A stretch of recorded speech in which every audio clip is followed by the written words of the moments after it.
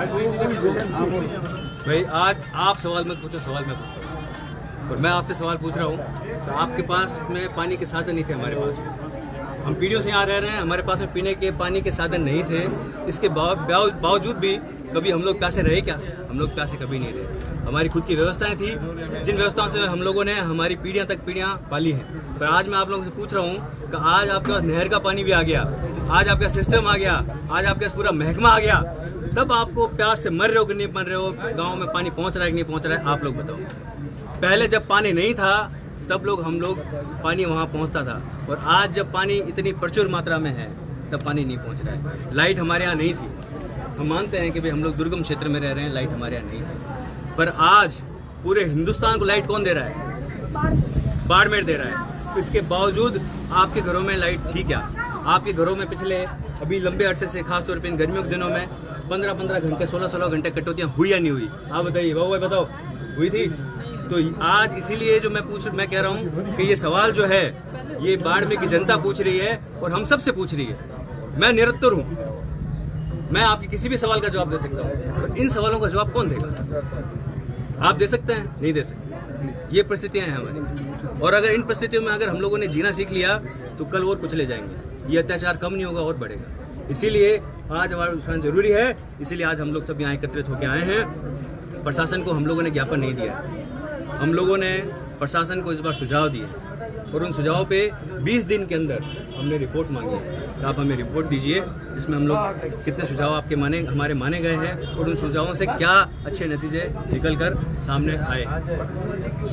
क्या बात मैं आपको भी सभी को कॉपीज दे दूंगा, मेरे पास कॉपीज है।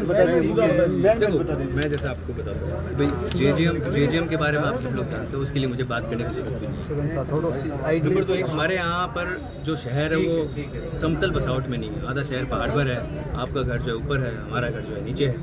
तो एक ही तरह के पानी के प्रेशर को लिहाज से अगर हम लोग देखा जाए तो वो उसकी आपूर्ति नहीं कर सकता। इसके लिए प्रेशर कंड्यूट एक डायग्राम जो है बनाया जाए, और उसके बाद में जहाँ जहाँ लो प्रेशर है वहाँ पर मदद की जाए। पीएचडी की भी जो है लोगों को भी जो है इस तरह के उपकरण दिलाए जाएँ जहाँ से वो प्रेशर बढ़ा सके। इस तरह के जो टेक्निकल तरीके हैं वो हम लोगों ने भी सुझाव दिए हैं। पानी को लेकर जैसे मैंने बताया कि हमारी क्षेत्रीय परियोजनाएँ हैं, आप सब लोगों को याद होगा, आप सब लोग इसी जनरेशन के हैं। भाड़खा से हमारे यहाँ पानी आता था, कुडला से आता था, नागाना से आता था, और पूरी उन पाइपलाइनों से जो सप्लाई पूरे बाड़मेर में हुआ करती थी। आज वो सारी बंद है। क्यों बंद है?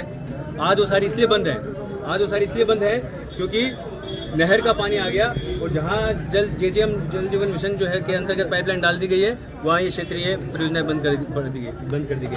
क्षेत्रीय योजनाओं से जब पानी पिलाया जा सकता है तो करना क्या है? आपके पास में वो पूरे का पूरा इंफ्रास्ट्रक्चर तैयार है, आपको सिर्फ इसे चालू करना है। और अगर आप लोगों से नहीं हो पा रहा है, आप जल समिति बना दो, लोकल लोगों को दे दो। हम लोग कहीं ना कहीं से पैसा इकट्ठा करके लाके उनको चलाएंगे तो पानी जो है वो लगातार वहाँ पहुँच सके। और वो सारे के सारे कुएं व्यर्थ ही हो रहे हैं आज के तारीख। 70 कुएं बाढ़ बहुत वार्ता हुई, क्या बात हुई? उन्होंने बिल्कुल हमें जो आश्वस्त किया है कि आपके द्वारा जो सुझाव हैं, इसी तरह के टेक्निकल सुझाव जो और भी हैं। जैसे मैंने बताया कि पीवीसी और सीमेंट की जो पाइपलाइंस हैं वो पूरी सब जगह एसडीपी में चेंज हो गई है। हमारे यहाँ पे देखो एसडीपी में सारी चेंज नहीं हुई है, उनको चेंज किया जाए। और अगर मान लो आपको चेंज करने में भी कोई देरी हो रही है तो कम से कम अभी उनकी सफाई तो करवाएं।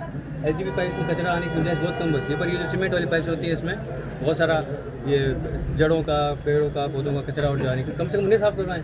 हमारे आधे शहर की तो पाइपलाइन चौक है, उन्हें पानी आया कहाँ से?